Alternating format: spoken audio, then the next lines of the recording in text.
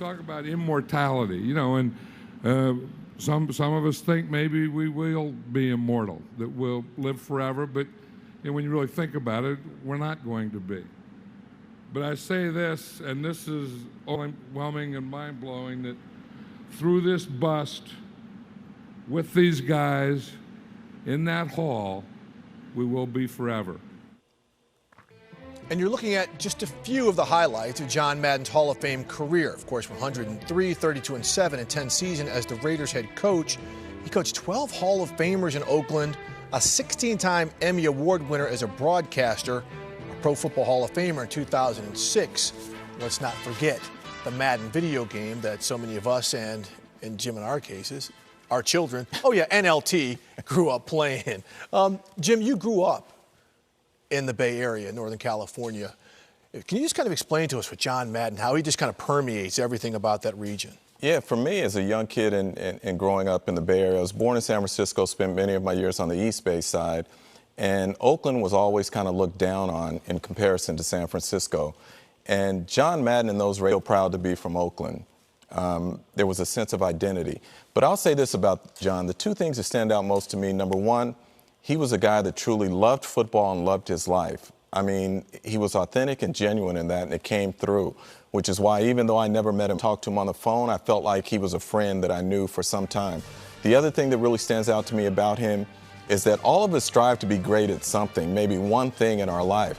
John Madden was great at many things, whether it was coaching, whether it was broadcasting, or whether it was his contributions to the Madden game. So from that standpoint, this is a man who lived a full life and made an impact on so many people.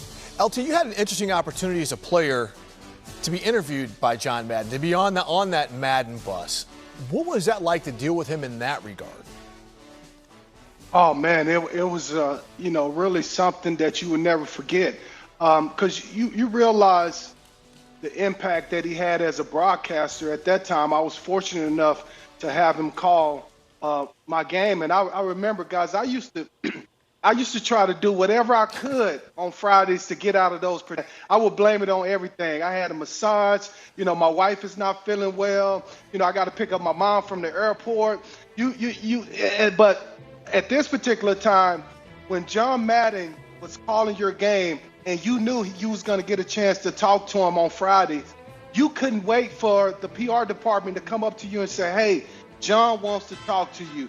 And I tell you, when you got in that room and it was just you guys talking ball, it was the greatest thing in the world because you learned so much. It wasn't just about him asking you questions. You learned a lot about what he saw in the game, what he was seeing from the opponent that you was getting ready to play, and what he saw in your offense. So he was just one of a kind. You really, hung on every word that he said in those production meetings, and I tell you, he was truly an icon. Yeah, his lasting impression for me was when I was a little kid growing up in Minneapolis. And again, Jim, this is when coaches were kings. When you had Tom Landry and Chuck Noll and Don Shula and John Madden is right there. And he coached those great marauding Raider teams the way he did, and they beat my Vikings. Bud Grant, nobody was greater coach to me than Bud Grant. He beat them in the Super Bowl, the Willie Brown interception, the iconic photo. Just always stood out to me. And John Madden, a true football icon. We have revealed all the modern-day finalists, and up next,